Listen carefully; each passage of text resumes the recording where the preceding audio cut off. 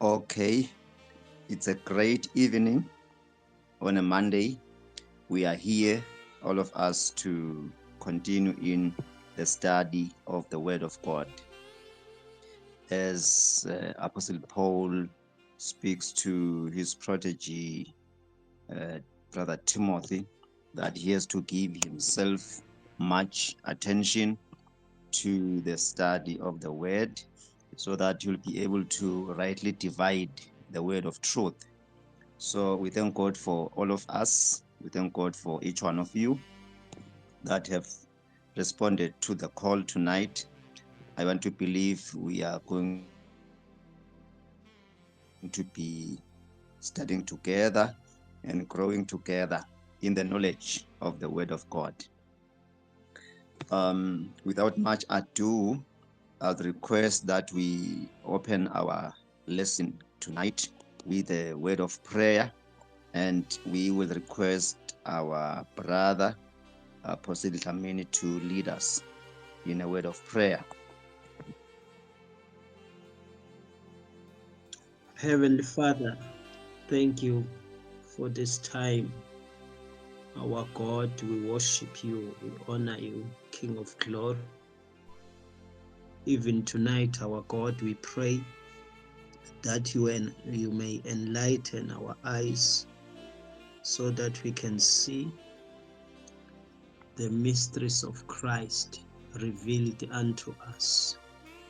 Lord God Almighty, we thank you, Lord our God,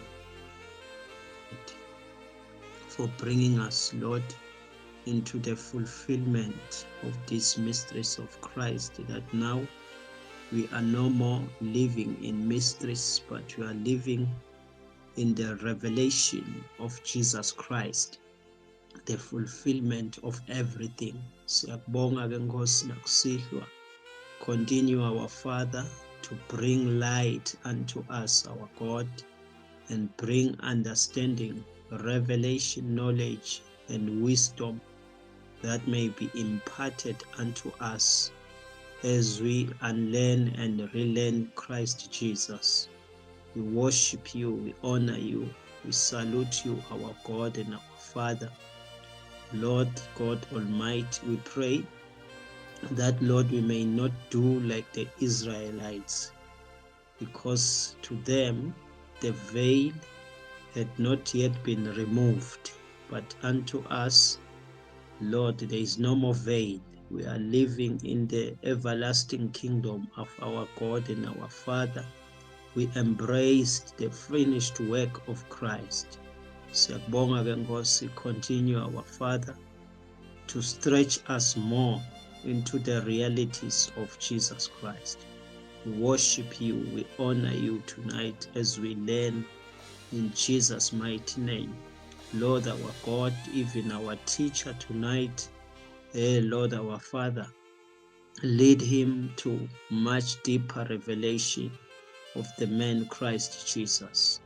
We worship you, we honor you, our Father, that we may be fully established and be rooted in Christ Jesus, the chief cornerstone, the firm and the sure foundation. We give you praise. Amen and amen. Amen. Okay, thank you so much, my brother, for the word of prayer. We are going straight to the word. Um, as we know that we are dealing with the text of scripture from the writings of Brother John in his 17th chapter, and we are doing verse number 3, where he speaks about the kingdom of God, which is determined by the knowledge of the true God and the knowledge of the Christ whom he sent into this world. Last week, we were talking on the phrase, we're trying to elaborate more on the phrase that says that you may know. And we try to look on different passages from the writings of Brother Paul, Brother Peter, and Brother John, as they were trying to speak to the church in the time about the knowledge, because we do not attain the kingdom without the knowledge. We do not attain the kingdom through obeying some certain demands or through practicing some certain requirements from a legalistic form of religion, but we attain the kingdom of God, the status quo of the kingdom, the eternal life, through knowledge, not through doing some sacramental or ritualistic practices. It is just knowledge. God is requiring us to come to the full knowledge of the things which he has already accomplished through his servant, the Christ. The moment we come into this knowledge, it is when now we have fully attained access and our right into this everlasting kingdom. And we are able to understand that we have already attained the eternal life, and we are in eternal union and eternal relationship with God. So there is no demand that God is looking upon us that we may do to please him. The only way to please God, it is the knowledge. God requires us to come to the full knowledge. He doesn't want us to be in the state which the people of Israel were in the old covenant, when they were called God's people, the nation that belonged to God. The people were in covenant with God, but they perished. They kept perishing just because they lacked the knowledge. We defined the word knowledge last time, that when we talk of knowledge, we are not referring to head knowledge. We are not referring to something we can study very much, but we are actually referring to the intimate relationship with God, whereby the believer knows their position, their state of affairs with the Heavenly Father. When every believer comes to that knowledge, then that behavior pleases God, because he understands that he is one with the believer in that state of knowledge. Because once we come to the full knowledge, it is when now we will no longer be tossed here and forth by any form of doctrine or by any form of spirit. We are not going to live in fear. We are not going to live in ignorance and being taken for granted by every kind of doctrine and every kind of religious practice. We will be at rest. We are actually entering into that promised rest which God had promised in the old covenant age. Knowledge is very much important. So we were looking on that, and our main text is that John. I want us to read that John chapter 17 again, reading that verse number 3. Do we have somebody to help us through the reading tonight? Kindly help us from your King James, the writings of John chapter 17, verse number 3. Amen. Amen. We are reading the scripture, John 17 and verse number 3.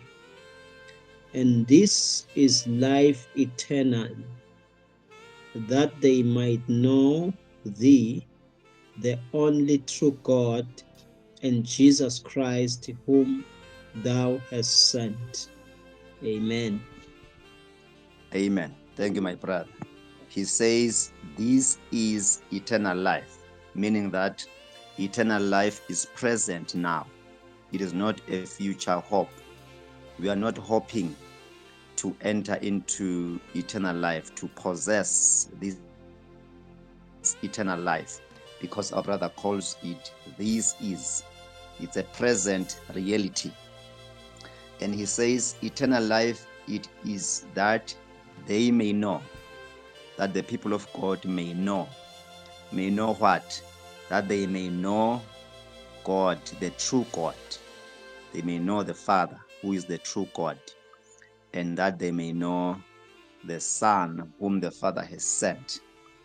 That is the eternal life. So when we speak of the knowledge, we don't just speak about having facts about Christ.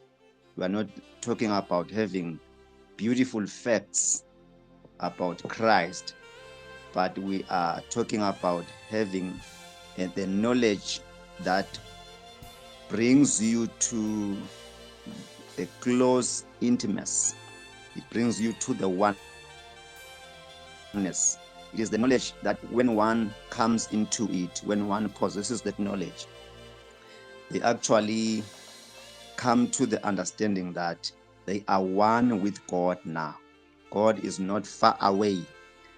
If God is not far away, then they are not here to work very hard trying to please the God who is far away so that he can come closer to them. No, God is present with us. So we are not working. Instead, in this knowledge, we must know our position in him, because according to the fulfilled work of Christ, we have already attained the new position in the new covenant, the everlasting position. And this position which God has brought us into through the finished work of Christ, it is our eternal stand, our eternal position. So when we speak of the knowledge, we speak of someone coming to that understanding, to that knowledge that I am already in Christ, because that is the eternal position where God has brought us into through and by the finished work of the Christ whom he has sent. Allow me tonight to continue and look on the content of this knowledge, the content of this knowledge as portrayed by Brother John in John chapter 17, verse 3. The first thing that I want us to look at tonight, it is to define who Christ is, the definition of who Christ is.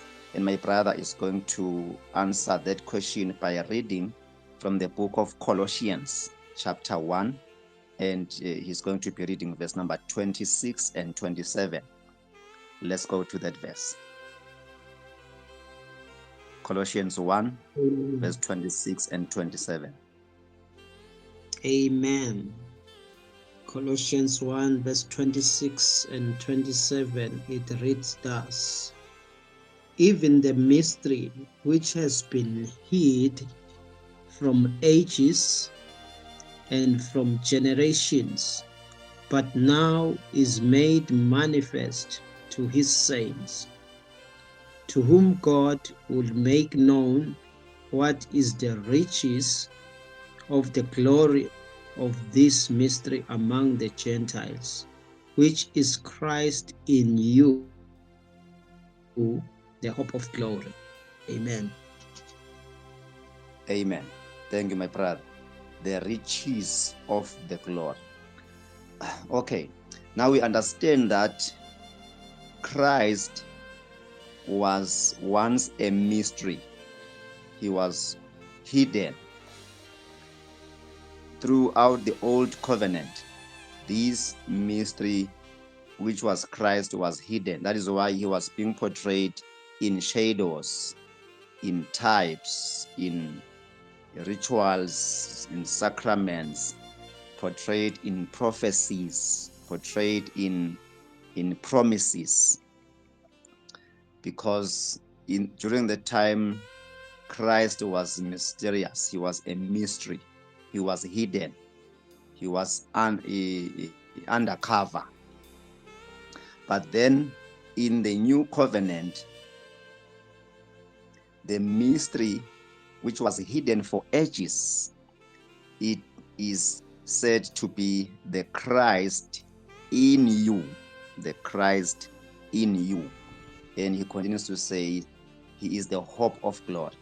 We have already said that he was the hope of glory to the last old covenant generation in the 40-year transition period. He was the hope of glory. But after that 40 years, when the Lord came and fulfilled all the 7 Jewish feasts, he's no longer a hope. We are no longer hoping for Christ. We are not living in a hope. There's a challenge in the church when we continue with this persuasion. Many people, many brothers say, when we teach like this, we are actually destroying their hope, because many Christians, they are hoping for the coming of the Lord. They are hoping for the resurrection, the physical resurrection, the physical coming of Jesus, physical resurrection. They are still hoping for that final judgment to take place, which is going to determine if they will be on the right or on the left. The final judgment, which will determine if they will be the sheep or the goats. The Christianity that is still in hope. And so they are accusing us that no, this kind of teaching and persuasion is actually destroying the hope of the believers, which is not true. When we persuade the scriptures in this way, as we do, we are not destroying the hope of the believer. Instead, we are strengthening that which was hope. We are actually taking the believer out of the unfulfilled hope into a fulfilled hope. We do not want to see God's people living in hope at the expense of a fulfilled hope. This hope is a fulfilled one. The prophecies were fulfilled. The promises were fulfilled. Paul says all the promises of God, they are yes, they are amen in Christ Jesus. When he says all the promises are yes, he means that they've been fulfilled, they've been brought to the people of God. We are living in the fulfilled hope. Our hope has been fulfilled. We are not here waiting in hope, because if we still wait in hope, we will wait in vain at the expense of the position where God has already put us in. You can wonder, you invite somebody into a banquet, you go and collect them, you bring them into the dining hall, everything is well set, and before them there is that whole setup, the plates and everything, the food, different kinds of food, they're already there, and people are still waiting for the food. They are folding their hands, they are not enjoying the meal. They are saying, we are still waiting, we are living in hope, we believe, we have faith that the master of the ceremony is going to bring the food to us, whereas the food is already set on the table. So we do not want our people or God's people to live in an unfulfilled hope, because all the promises of God are yes. They find their yes in the Christ. So he was once a mystery. He is no longer a mystery to us. Christ is the glory in us. Christ is in you, and Christ in you is the glory of God. He is the treasure, the majesty, the fullness of God. And so we need to come to that knowledge. In this knowledge, we come to understand that Christ is not our external helper. Rather, he is our internal life. He's not just helping us on our external or physical or fleshly way of life, but this Christ who was once a mystery is our helper within. When we say within, he is our spiritual helper, because our end product, that which God has desired for us as an end product in all the work he has been doing, beginning from the old covenant until the coming of the Christ, that which was in the desire of God. God wanted to see us coming into the spiritual form. That is why the Lord Jesus Christ speaks to Nicodemus, and he says, truly I say to you, Nicodemus, unless someone is born of the Spirit, they cannot see and they cannot enter into the kingdom of God. So we need this knowledge now, because it is the knowledge that gives us access into that which God has been desiring for ages, for all these ages. The thing which was kept hidden has actually been fulfilled in our time. In fact, it was fulfilled a long time ago, in the year 87, when all these things came into fruition. They came into fulfillment. Okay, my brother, are you going to read for us Ephesians chapter 3, and kindly read verse number 5? Ephesians chapter 3, verse 5. Yes. Ephesians 3:5, which in other ages was not made known unto the sons of men, as it is now revealed unto his holy apostles and prophets by the Spirit. Amen. Amen.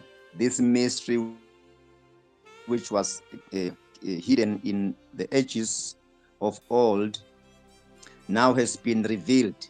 Christ is our eternal life. In the old covenant, they will say God is with us. God is with us. That is why when the Lord Jesus Christ was born into the world, his name was Emmanuel, meaning God with us. We have already said that he was Emmanuel to the apostolic church, the first century church. He was Emmanuel, according to the prophets of Isaiah chapter 9. But he is no longer Emmanuel to us. God is not Emmanuel to us. God is not with us now.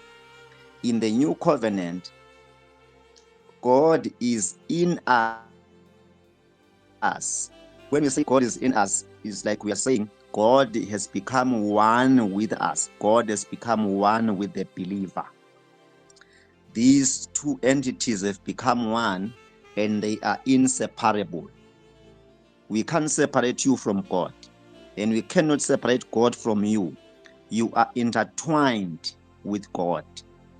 There is no difference now between you and God. When we say this, we are not saying you are God. You are not God. You are still who you are, but in relationship, you have come into intimacy with God. That is why Brother Paul will speak of the headship of Christ and the body of the body of believers, the oneness. He says there's one head, there is one body pursuing one purpose. So we are actually one individual. All the members of the church knitted together, joined into the headship of Christ, which in the headship of Christ is the fullness of the Godhead, according to Ephesians 2, verse 9 and 10. The fullness of the Godhead has been joined into the membership of the church, the membership of the body. And this makes the one person.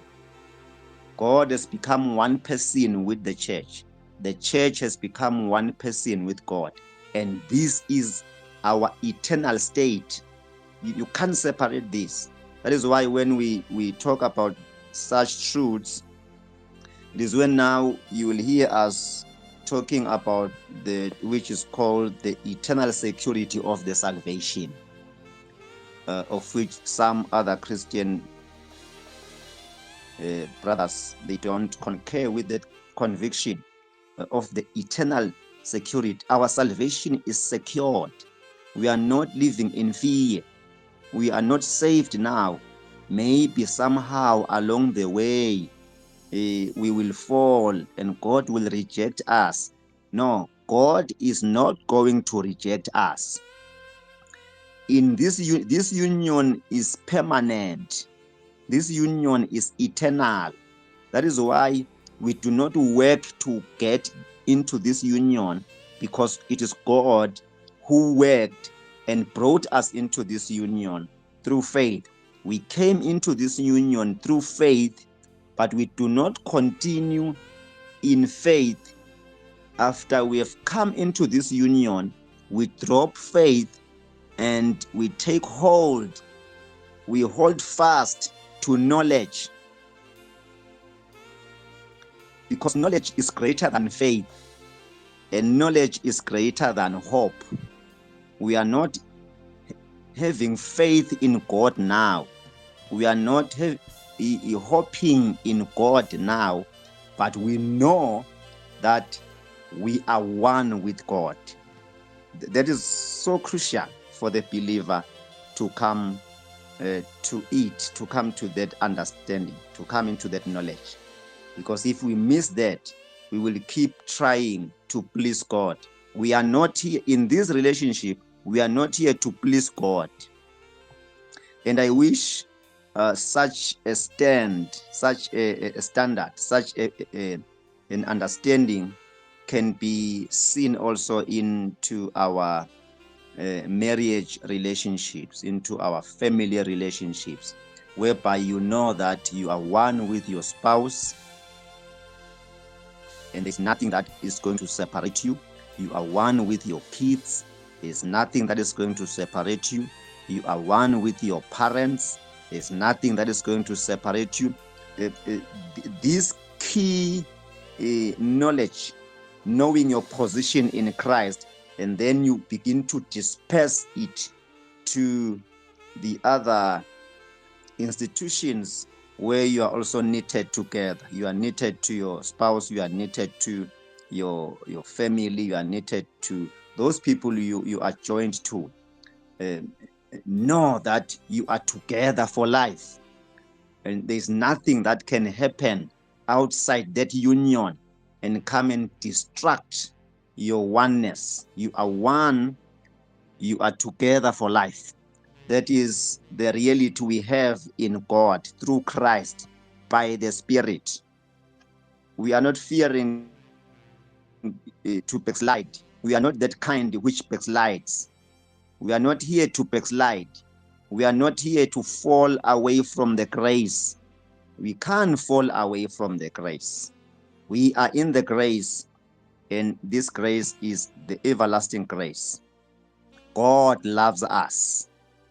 We are not here to perform some rituals so that God can accept us. That is why through this knowledge and through this understanding, we begin to drop all these demands, these religious demands.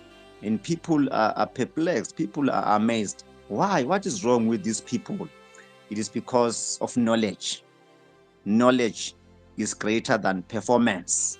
Knowledge is greater than all these requirements of religion, which have been imposed into our relationship with God. Knowledge is weightier than all these performances.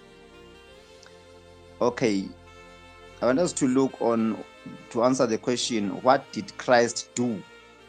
Because if we do not understand what Christ has done, then we are going to have a problem in understanding our position in Christ.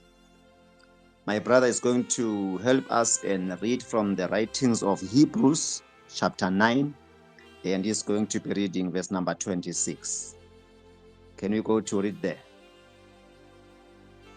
Amen. Hebrews 9:26. For then must he often have suffered since the foundation of the world. But now, once in the end of the world, had he appeared to put away sin by the sacrifice of himself. Amen. Amen.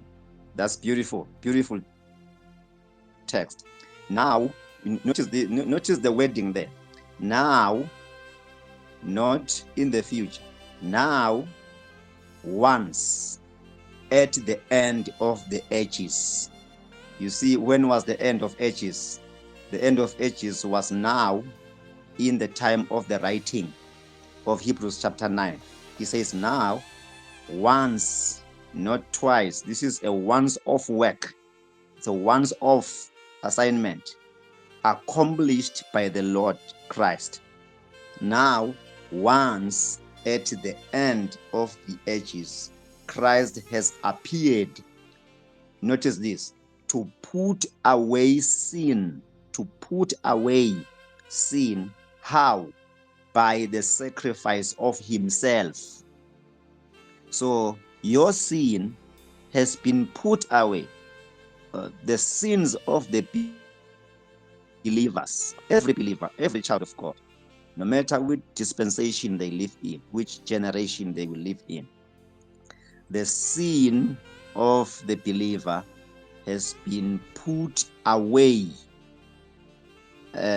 by the sacrifice of Christ himself.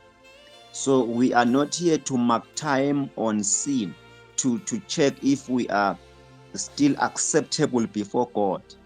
We know we are acceptable before God. We are not negotiating this. This is our reality now. It was their reality and it is our reality. Christ had appeared at the end of ages. We have already talked about the end of the world, the end of ages, the end of time. That period of time happened in the years from 8001 to 8070. That was the end of the ages. And the end of the ages, it was the end of the covenant age. End of the covenant age, not end of the cosmopolitan world. We have said this world we are living in is not coming to an end. And we have said we who are living today, we are not the finishing generation. There are still other generations that will come to live in this earth. You see, you have children. I think most of us here have kids. Some are young, some are old. Some of us here are now having grandkids, grandchildren. What does that tell you? That tells you that generations are being born. It will be a generation after a generation. But what we need to cling on, to hold fast to as people who are living in this time and generation, it is that the work was finished. Christ died once for all and for all time. And we have come into the fulfilled work of Christ, and we are attaining the eternal life. We are living in the everlasting kingdom. And all these things are effected in our spiritual man, not our physical man. Our physical man is still going to die, never to be resurrected. I was having a funeral service this week. In fact, we had 2 funerals this weekend. And as I was conducting that funeral in the morning, I'm preaching and I'm telling all the attendants that this flesh, this body which we are putting into this ditch is not going to be resurrected. And there was commotion in that funeral on Sunday, yesterday. And people are getting surprised. What is this guy saying? What is this man saying? Because we were told that when we are burying our beloved, we are actually planting their flesh, their bodies, because they are going to be resurrected. And I tell them, all of them, a great crowd, I'm telling them, we are not planting this one. This one, we are just putting them here so that they cannot give us a bad smell in the community, and they will never resurrect. The flesh will never resurrect. Resurrection happens when one believes on the message of Christ. Because without Christ, you are dead. If you haven't come to a union with Christ, if you are not born of the Spirit, you are dead already, and you need to be resurrected by the message of Christ. When you believe, when you attend to the message of Christ, the fulfilled work of Christ, that is when you get resurrected and you are brought into the eternal spirituality. You enter into the rest of God and you begin to be a kingdom citizen. This your flesh you are wearing today is going to die. You like it or not, one day we will be attending your funeral and we will just drop you into that hole, that ditch, and we come back to our houses. You will never resurrect. Resurrection is effected through the gospel, through the message of Christ. When people hear the message of Christ, when they respond to the call of salvation, and they allow the Spirit to give birth to them so that they can be spiritual beings, that is when the resurrection happens, from death to life.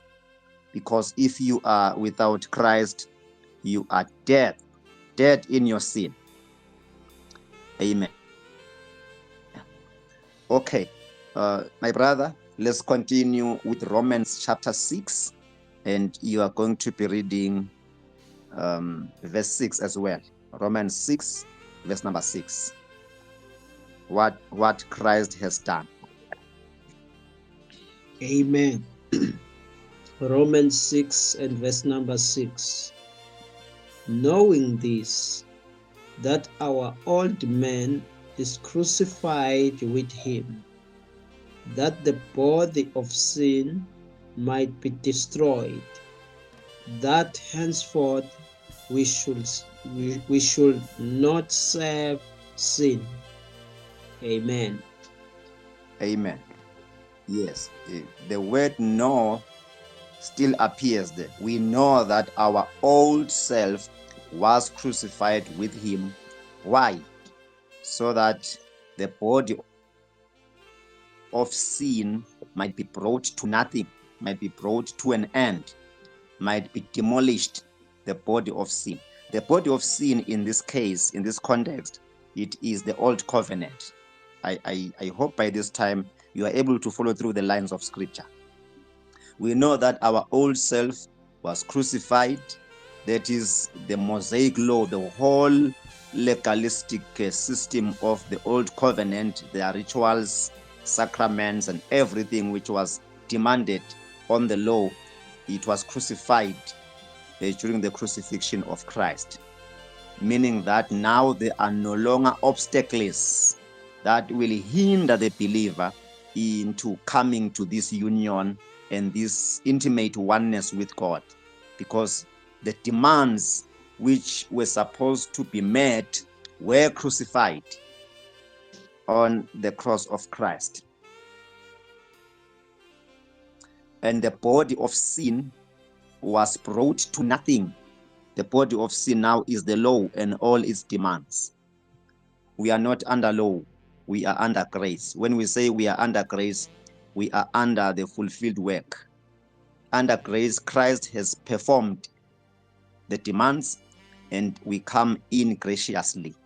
Under law, nobody has fulfilled, nobody has performed the demands the believer must perform, the worshipper must perform. But we are not under that body of sin. We are in the body of eternal life. We are in the grace. We are in Christ. So the knowledge here, Christ didn't just forgive sin, rather, he crucified your old identity. He didn't just forgive you, he crucified. The word crucifixion there will mean he punished your old self. He judged your old self. You are not going to judgment. You are not here waiting for the day of judgment. There is no day of judgment for the believer. For Christ was judged on your behalf. So don't live shy. Don't be shallow in your walk with God. Be at peace with God. Grow in the grace. Grow in the knowledge of the Lord Jesus Christ. Grow in this peaceful life, because Christ says he is granting us the peace. This peace is eternal. This peace cannot be compared with any standards of man. This is the unprecedented peace of God which was granted to every believer. The work has been done. If we come to that knowledge that the work has been done, then we get into the union with God, which is our rest. Let us come to this rest and enjoy our fellowship with God. We have come into the fellowship with the Godhead, God the Father, God the Son, God the Spirit. We are intertwined together to form one person. There is no more separation, no more difference between the believer and God in Christ by the Spirit. So Christ crucified your old identity. You are no longer that which you were. You are a new man in Christ. For if any man be in Christ, he is a new creature. The old things have passed away. Behold, new things have come. New things have come. You are a totally new man. You are a brand new man. So don't try to please God. God has pleased himself on your behalf. Come into this rest. Come into this knowledge. Do not work, but live in the finished work. Because the work of Christ is your new position. That work which Christ did by fulfilling all the 7 Jewish feasts, that is your new position. You are in Christ forever. No more fear of judgment. I want us to look now on your eternal position through this knowledge. Your eternal position through this knowledge. We've been looking on who is Christ and what Christ has done. You need to know that. You need to know who is Christ.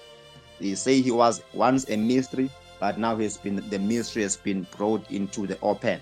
He has been revealed. And you have to know what he did. He dealt with that old self and crucified it on his cross.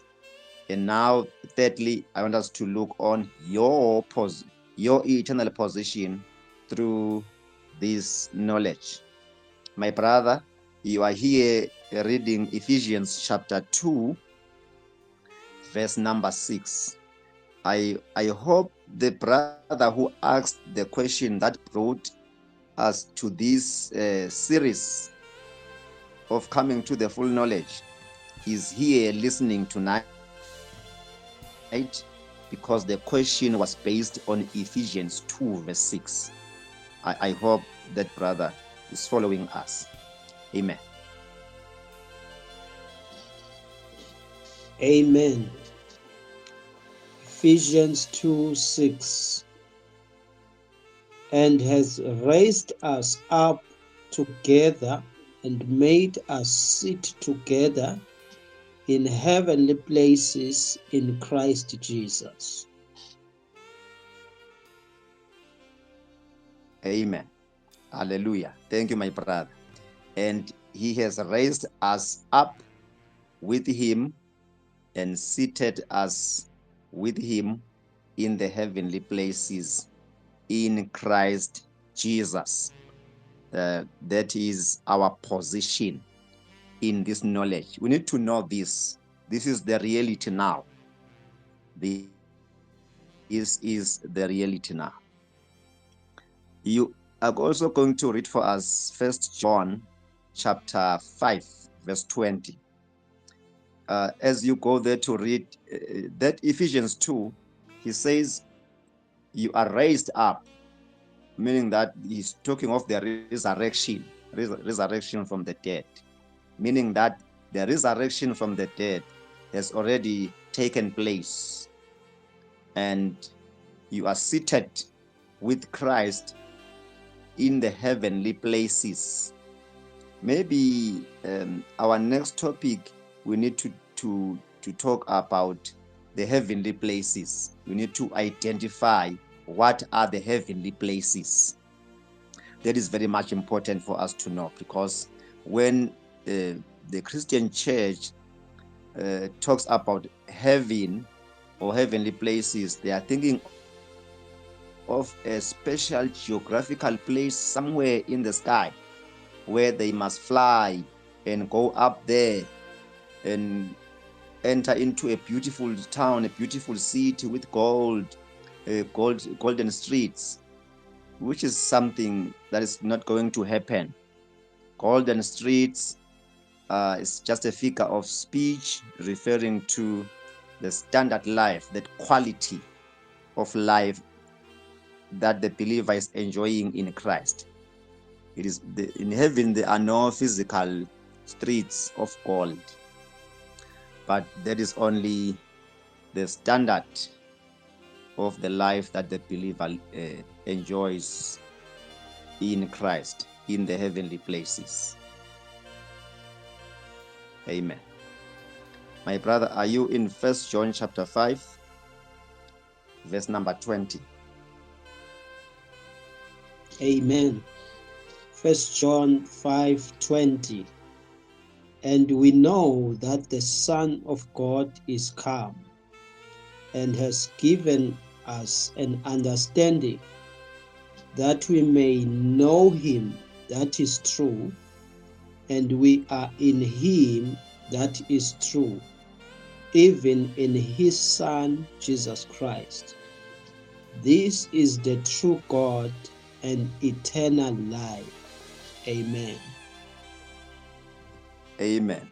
You see, John is so wise. John in John chapter 17, where we got that our anchor verse 3, he is inciting the believer about eternal life, and he says eternal life is this, that they may know. And in this verse where we are reading now, he is beefing up John chapter 17 verse 3. Are you able to follow that one? Can you follow that one? That now the guy is beefing up his writings from John chapter 17, and he says, we know right now that the Son of God has come, and the Son of God has given us understanding. Now we know because we have the understanding which we have gotten from the coming of the Lord Christ. the coming of the Son of God, so that we may know him who is true. So that we may know him who is true. And he continues to say, we are in him, not that we are going to be in him. John actually knew by that time that he is in him, and all the believers must get into that position. That is our position in this knowledge. We are in him who is true, in his Son Jesus Christ. He is the true God and eternal life. Can you go back to chapter 17, John, verse 3, my brother, and read there again? I want us to fix something there. Amen. John 17:3. And this is eternal life, and this is life eternal, that they might know thee, the only true God, and Jesus Christ, whom hast thou sent.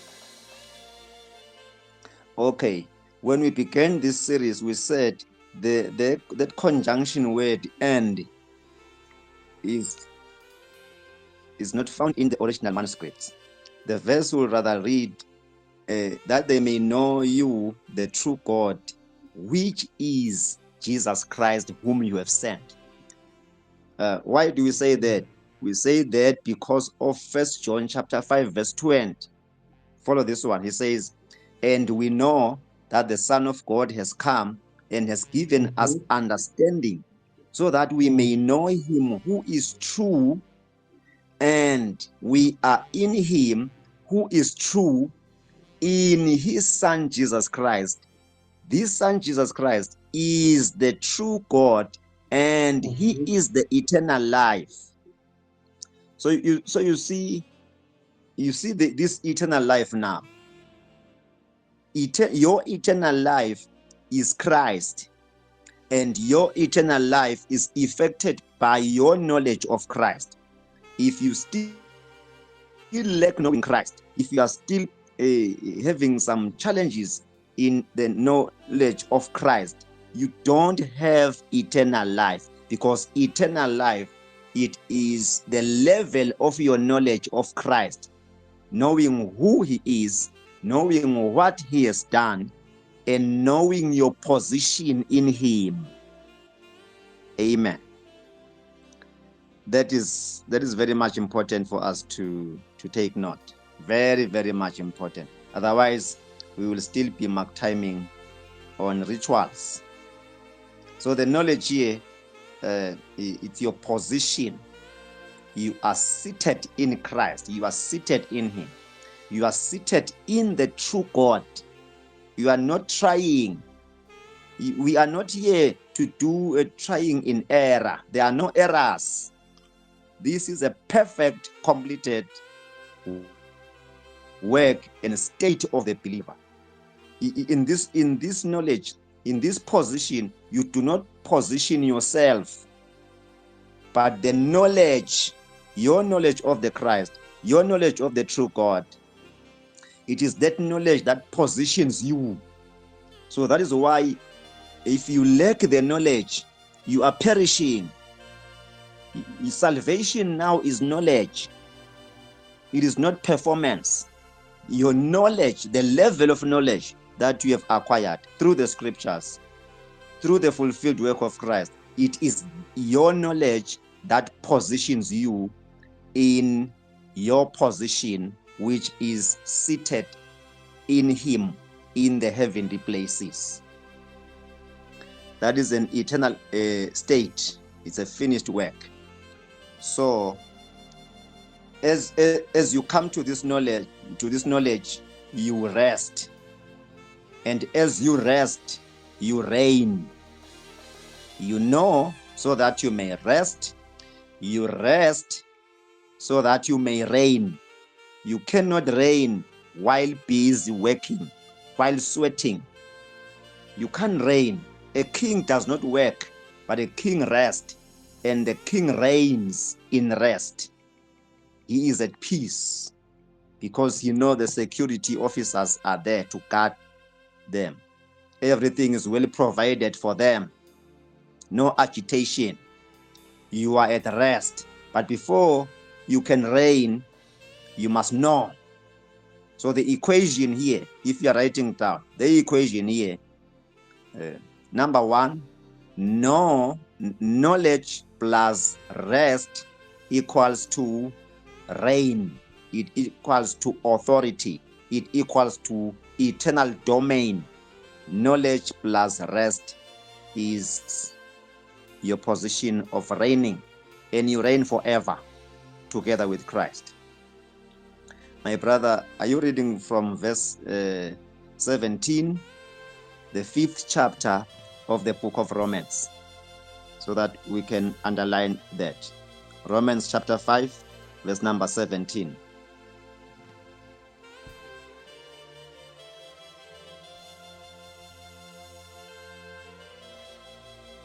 Remember your mic. Amen. Romans 5:17.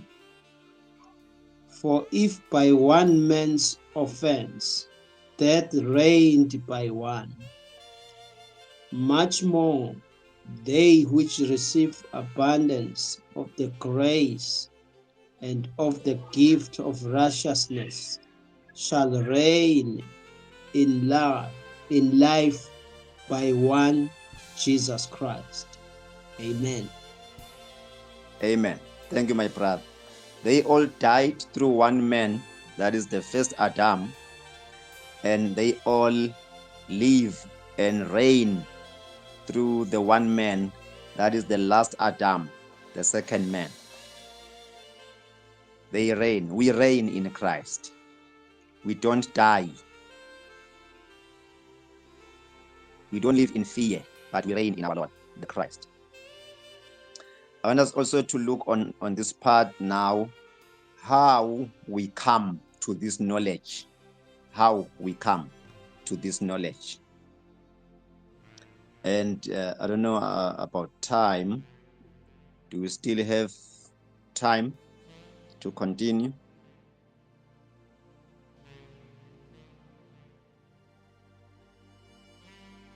Or we stop from here?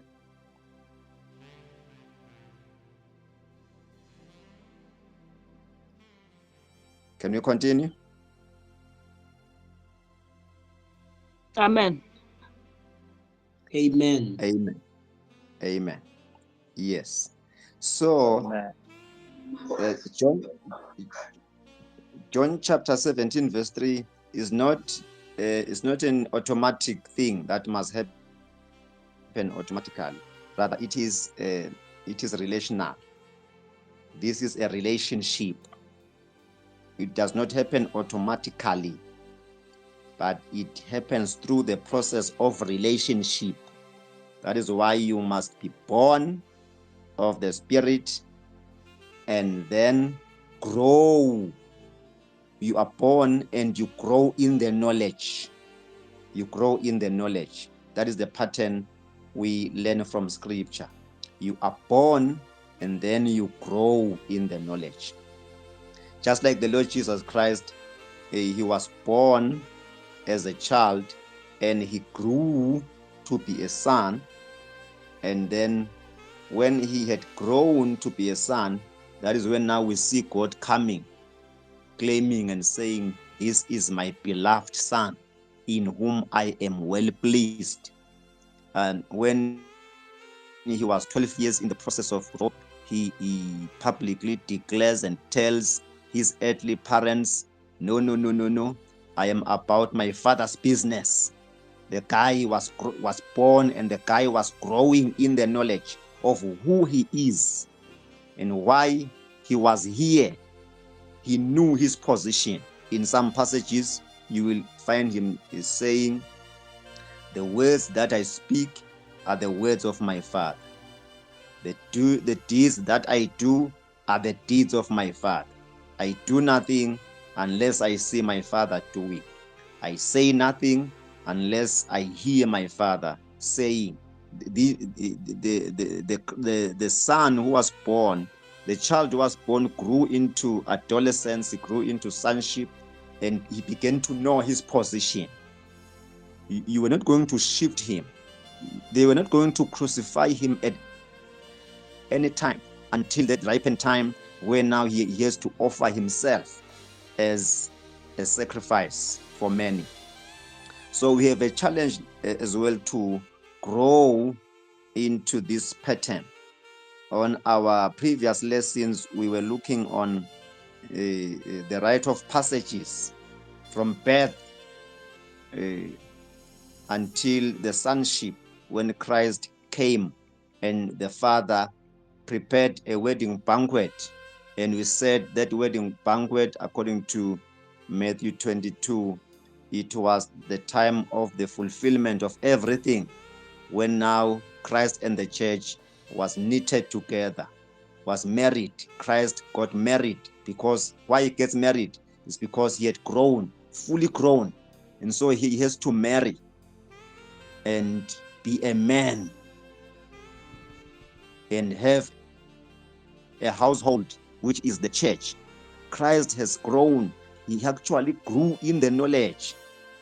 So we need to undergo that pattern and grow in this knowledge. Amen. My brother, are you doing Ephesians 1 verse number 17? And then we are going to be praying very soon. Ephesians 1 verse number 17. Amen. Ephesians 1:17. That the God of our Lord Jesus Christ, the Father of glory, may give unto you the spirit of wisdom and revelation in the knowledge of him. Amen. Amen. We are answering the question, how do we come to this knowledge? We need to have revelation. We need to walk in revelation. And we do not sweat to walk in revelation. Why? Because we already have the spirit of wisdom and revelation into the knowledge. If you are born of the Spirit, you already have the spirit of wisdom. So through the spirit of wisdom and spirit of revelation, come into this knowledge, because the Spirit unveils that which God has for you, and you must come to it and possess. It's time that we possess our possessions. Like our prosperity preachers, they will say, it's time that we possess our possession. Possessing our possession, possessing our position in Christ, not just material things. In this case, in our relevance, we are not possessing our possession, meaning material things, but we are possessing our possession, which is our spiritual and eternal position in Christ through revelation. Amen. And number 2, my brother is going to read Romans chapter 12, verse number 2, whereby you will see now we come to this knowledge by renewing, which is also the new, coming into newness. Romans 12, verse number 2. Let's go. Amen. Romans 12:2. And be not conformed to this world, but be ye transformed by the renewing of your mind, that ye may prove what is the good and acceptable and perfect will of God. Amen. Amen. Thank you, my brother. The transformation that comes by the renewal of your mind. The word transformation, it means you are in this position and you transform, you change position. You were in this position and you transformed. I love that word transformed. There are 2 words there. The first one is transport, moving, And the last one is form. You are from this form, and you are moving from this form to that form. Transformation. You must be transformed, and this thing must actually happen in your mind, because a lot of mistakes and blunders happens in the mind of the believer. The believer is perfect. The believer is in Christ. The believer has been perfected. The work has been completed. Everything is done. Christ has done everything. But the challenge now remains with the mindset. The mindset. And teachers of the word, they are actually not helping us to bring a total renewal of the mind, to reset our minds according to the finished work of Christ. So we need to undergo that renewal of our mind. How do we undergo the renewing? Through the scriptures. Through the scriptures. There's no other formula. Amen. And the third one, how do we come to this knowledge? We come to this knowledge by remaining. And that answer is from John chapter 15, verse number 4. My brother, help us and read that one. John chapter 15, verse number 4. Amen. John 15, verse 4. Abide in me, and I in you. As the branch cannot bear fruit of itself, except it abide in the vine, no more can ye except ye abide in me. Amen. Amen. Thank you so much, my brother. Remaining, abiding in me. I think I still owe you another series on the topic remaining. I can feel it. There's a huge discussion. We need to go through that topic of study under that phrase, remaining or abiding in me. So we access this knowledge by abiding in the Christ. He says, abide in me and I in you. We remain in this union. And then the knowledge grows as we stay aware of this union. If we lack that union, that Christ is in us and we are in him, and we need to abide, we need to remain in him as he remains in us, then we will walk in ignorance and we will be tossed here and forth through all kinds of doctrines and teachings. Amen. Kindly allow me to put down my tools and come to an end of our discussion tonight. And shortly we are going to be praying to close down our meeting.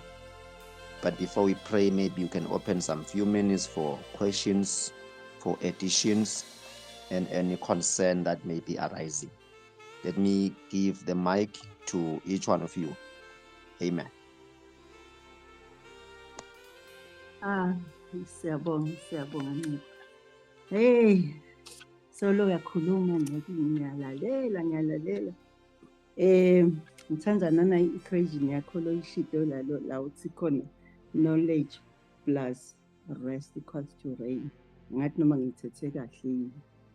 So nami nginembuzo ngeyami i-equation lenginayo. Ncedi yaNkulunkulu. Ngine-equation lapha lethi super plus natural kuphuma supernatural. Okay, ngiyaconza-ke ukuthi the super part it is divine, because that is what God did for us through Jesus Christ. Then sengibuka-ke ukuthi uyathi but nathi kungazuthi khona lekumele sikwende. Angibuyeli kulama do's and don'ts, but nje ngijabula lokuthi bengithi ngawubuta ngalo Romans 12 verse 2 lokuthi ngibona ngazithi ikhona ipart bekumele siyende thini. Lo natural nje ufaka i-human lo super waNkulunkulu. So lapha uthi lo Romans 12 ngicela kufunda lo verse 1 uthi ngakho-ke bazalwane njengoba uNkulunkulu ube nesihawulo esikhulu kangaka kithi ngiyanincenga ngithi nikelani imitimba yenu ibe ngumnikelo lophilako nalongcwele nalowemukeleka kuNkulunkulu leyo-ke inkonzo yethu yenu sibili. Okay, i-confusion yami-ke iba ngilapha ekutheni sesifundiswele ukuthi kunale audience relevance. So angadi ukuthi lela verse lela, is it relevant to me now? If yes, ngicabanga ukuthi still khona lo kufanele ngikwende nginikele lo mtimba wami, because uma ngibuka nje libandla laKristu ngiyacabanga naleli phuzu loshoko ukuthi we lack in knowledge, we don't even know who we are. Ngiko libandla laNkulunkulu liphila linjena nje linje. It's like lokusebathi sekuthiwe hayi uNkulunkulu sokuphila kithi hayi kushothi sekwanele thina sekude i-effort bekumele siyifake ukuthi phela lokhu naloku angitithibe angiwende lama fruit of the spirit, cause lama fruits akhona angena nesikhathi ngisinziswa ngile ngikucabangabo lokho the seeds are there, but to germinate the seeds of the spirit kufanele kube ngini, like nje ithando lwafika lwangena ngamoya ongcwelekile. But if mina ngingali-germinate, it will stay there dormant, ngawuchubeka ngibede lithando, although phela ngikuNkulunkulu ngikuJesu sengikuJesu sengikuNkulunkulu. Angati ingceku awungilamulele khona lapho ngoba nje sekunaleli phuzile ukuthi we are not going to be judged. Mina my knowledge was angeke sijajelwe kulahlwa vele thina sonke lesisinzisiwe sesivele siyati ukuthi siku-eternity, but lokwekuthi-ke mina ngiphile willy-nilly ngavimbela labanye abantu ukuthi bakuthande kukholwa bakubone kimi ngoba ngingakawunikeli lo mtimba wami ngingakayiguculi nale ngcondvo yami, solo ngiphila ngaleya ngcondvo leya before ngisinziswe.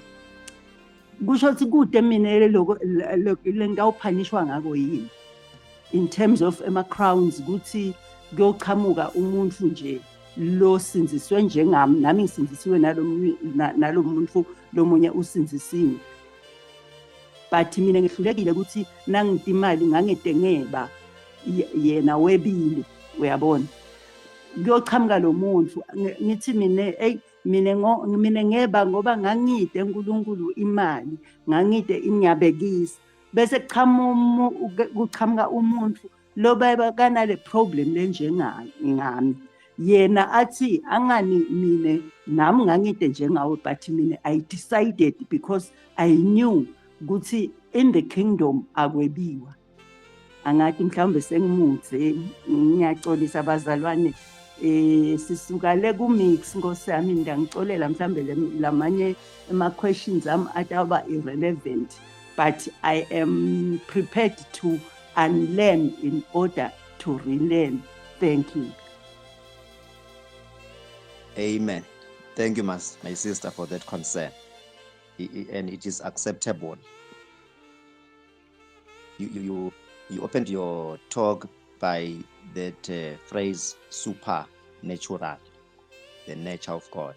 I was teaching about the divine nature during the weekend. The believer has the divine nature, that is the nature of God already. We actually do not expect the believer to live contrary to the nature of God. The fruit of the Spirit is already in the believer. The Israelites, they did not have the fruit of the Spirit. That is why the figure of speech of that what is the tree which Christ cast on his journey, in one of his journeys, when he was walking with his disciples? Okay. Tree. Yes. Is the olive tree. Yes. And that tree was actually used as a figure of speech. The tree was Israel. Israel was known as God's people, but they did not bear the fruit at the right time, because in the time of Christ in the earth, they were expected to be bearing clean and healthy fruits right in that time. But when Christ came into the earth and he finds them, they are not having any fruit, and he curses them. The curse is referring to the judgment which befell them in that time. So we have said in this study, if you can go back to listen the other presentations, we do not live in performance, but we live in the fulfilled. This nature is already in us, is part of us, is part of this new life. You can't live against what you are. If you live against what we think you are, it means you are not. This comes naturally. I am a Swazi. I cannot live as a Mozambican or one of the tribes in Mozambique. I am a Swazi. I'm living as a Swazi. I'm portraying being a Swazi. I'm not trying to be a Swazi. If I find you have a ceremony in your place and you are dancing the Swazi dances, I just join you. I don't need you to teach me how to dance. I know these things because it is within my nature. I am born into this thing. So the child of God, who is born of the Spirit, actually carries the fruit of the Spirit. The nature of God the Father is in the believer, and they live and portray that nature and bearing forth the fruit of the Spirit, which is already embedded in the whole life of the believer. So living contrary to that, to this reality, it means you are not born. You are not yet born. It is not an issue, because if you are born indeed, you are going to live in the nature and bear the fruit of the Spirit which you were born into. It's not a matter of can I try, can I do, can I undo. No, the thing is one with you. You are embedded. You have come to oneness with the nature of God. If there must be the fruit of love, you have the fruit of love. It is going to show forth. Forgiveness, you have that. It is going to show forth. Perseverance, all these things, long suffering, meekness, you can count. All these things, they come naturally because they are part of you. And if in any case you fail to bring forth such fruits, there is no problem. It means you are not born of the Spirit. You are just forcing matters. You must be born of the Spirit so that you will show forth and bear forth the nature and the fruit of the Spirit. We are living in it. We are not performing it. Amen. Ya sekukhona lokwembulekako nje mfundisi usakhuluma. Lokusho ukuthi in other words kunaleli kuJona ngathi John 1 lapho athi Jesu khona akusibo bonke labathi inkosi labatawubona umbuso wezulu, kodwa ngulabo labenda inthando yaNkulunkulu.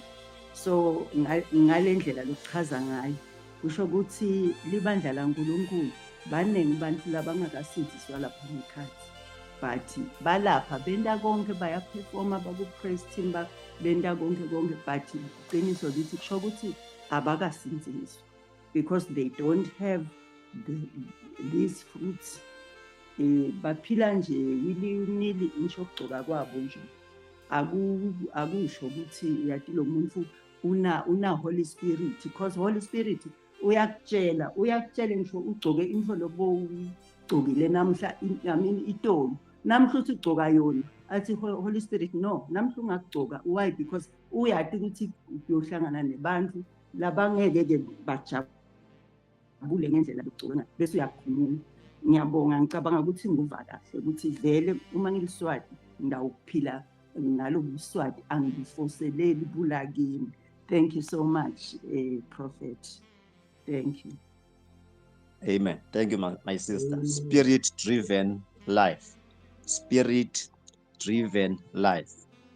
Not purpose-driven like that American preacher. Spirit-driven life. Yes. Amen. Amen.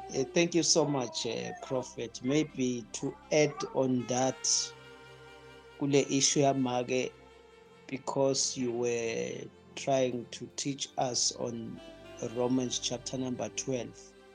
I liked the way you defined the word transformation. It is made of two words: the transport and the form. So in the grace, we must allow the transport to take us to another form. So njengoba make abuta ukuthi kusadzingekile yini ukuthi kube khona lesikwendako, not necessarily. In fact, we allow the grace of God to take the form in our lives. Would say 2 Corinthians chapter number 6. We then, as workers together with him, beseech you also that ye receive not the grace of God in vain. In other words, we cooperate with the grace of God. Kuze kuthi kubonakale even the fruits of the Spirit, le cooperation, lokuvumela, allow the grace to work in us. Athi Paul ku 1 Corinthians chapter 15 and verse number 10 uthi, I worked harder than any of them, meaning the apostles, yet it was not I, but the grace of God that was with me. In other words, as much as Paul was working, he was not working, but it was the grace of God which was in him. Magama uvumele lo musa waNkulunkulu ukuthi usebenze la kuye without any human efforts like awendi.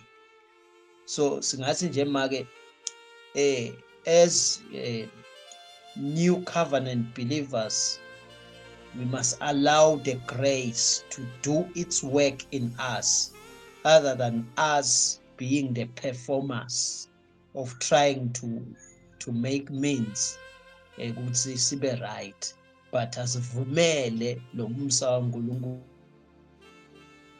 ukuthi uwende lo msebenzi wale transformation. I think that can be clear. Amen.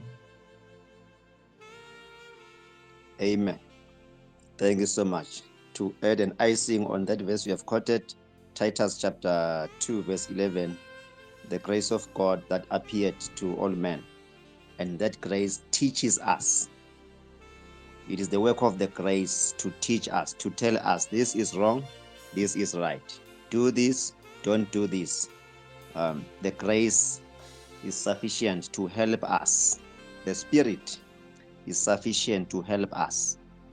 That is why we must be born of the Spirit, so that the Spirit can take charge and show us the way into that supernature, that divine nature. Amen.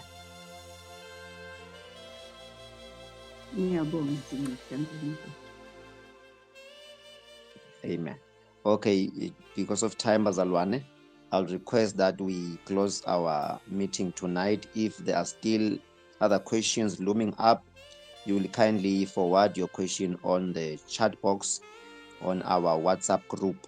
Kindly do that, drop your questions there, and we are going to respond accordingly. Otherwise, we have come to the end of our class tonight, and we will do that by having a word of prayer, and we will request our sister here, Magengonde, to lead us in a word of prayer.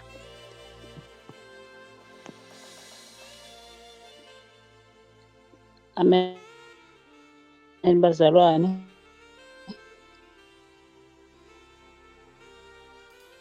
Abe Amen. ngivakala yini bazalwane? Amen. Amen. Ngicela sikhuleke yini bazalwane. Babe lophila kubabe lonemusha.